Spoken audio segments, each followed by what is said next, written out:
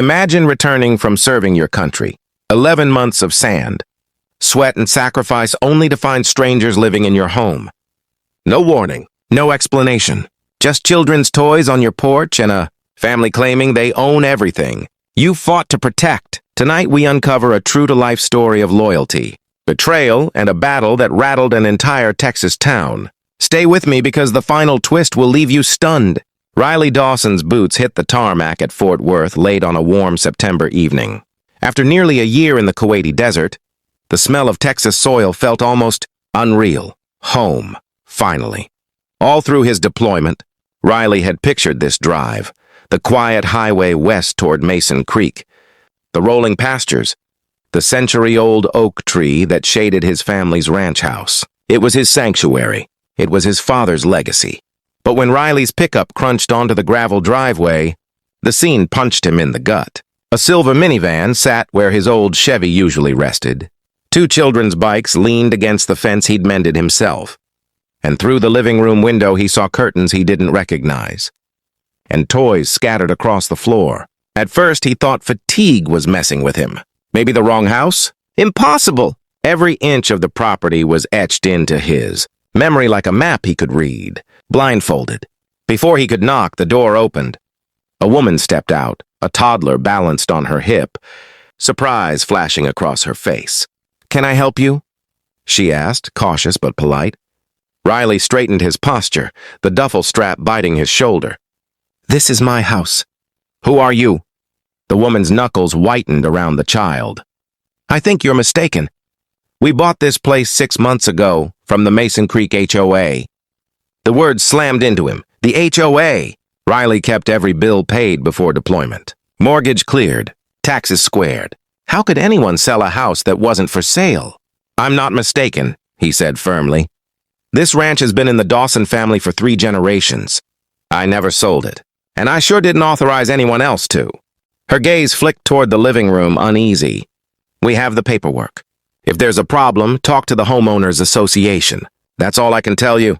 Riley turned back to his truck, pulse pounding. The HOA. That meant Margot Steele. President of the association? Sharp suits, sharper tongue. She'd fined him once for leaving a feed trailer. Overnight, treated the neighborhood like her personal fiefdom. As he drove toward the edge of town, memories of his late father clawed at him. "Protect the land, son. They can't make more of it." But someone had stolen it while he was serving overseas. He stopped at a gas station and called Deputy Miguel Torres, an old friend from high school. "You're back?" Miguel said, surprised. "I'm back," Riley replied tightly, and apparently homeless. "The HOA sold my ranch out from under me." A long pause. "Jesus. Bring whatever records you have. Don't confront anyone yet. Trust me, you don't want your first day home to end in cuffs." The next morning, Riley marched into the HOA office, a squat brick building that smelled faintly of burnt coffee and old carpet, still in uniform. The receptionist barely looked up. "I need to see Margot Steele," he said. "She's in a meeting."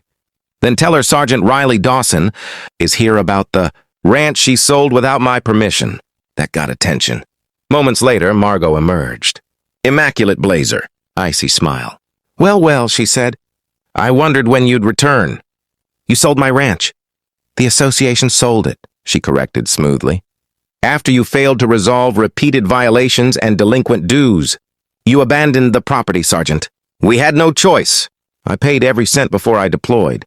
Federal law protects service members from this exact stunt." Her smile didn't crack. "Our records disagree. Perhaps speak to your lawyers instead of raising your voice." Riley stepped closer. "Oh, I will." At the sheriff's office, Miguel laid a thin stack of papers on the desk. "There's a recorded transfer on file signed by the HOA board, but the signature isn't yours.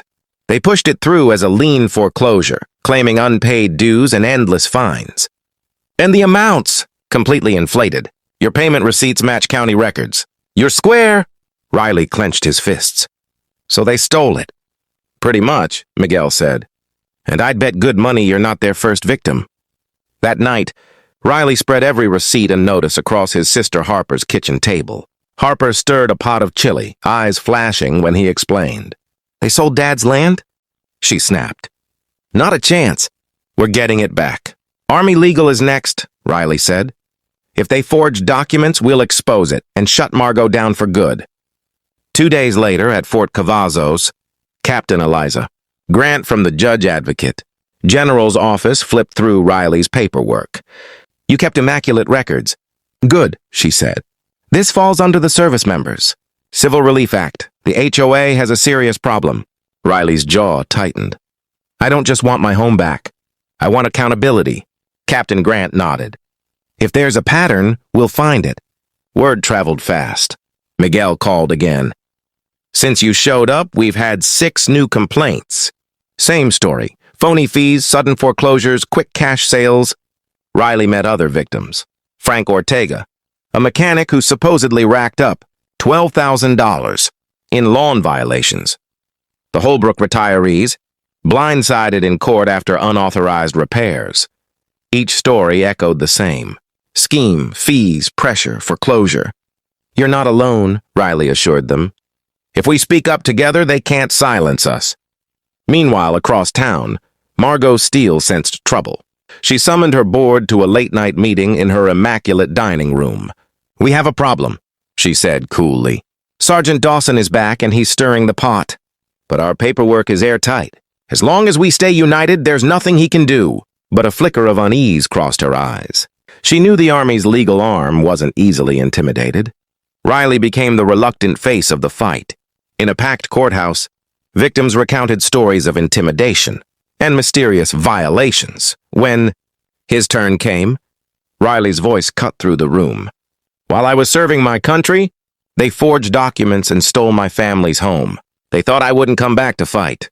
They were wrong. The silence afterward felt electric. Captain Grant soon filed a federal injunction, halting all Mason Creek HOA foreclosures. The investigation widened. Bank accounts, secret kickbacks, even whispers of a cash buyer pipeline funneling properties to out-of-state investors. And the final blow? A county clerk stepped forward, with proof that Margot's board had altered digital records, time-stamped, edits that exposed years of fraudulent filings. One gray morning, Margot Steele was escorted out of the HOA office in handcuffs, her once perfect suit wrinkled, her eyes still defiant. News crews swarmed. Families cheered quietly from sidewalks. Riley stood at the courthouse steps, Harper by his side.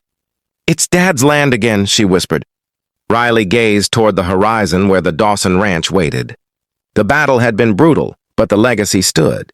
He finally exhaled, the Texas wind carrying a promise. No one steals a soldier's home and gets away with it.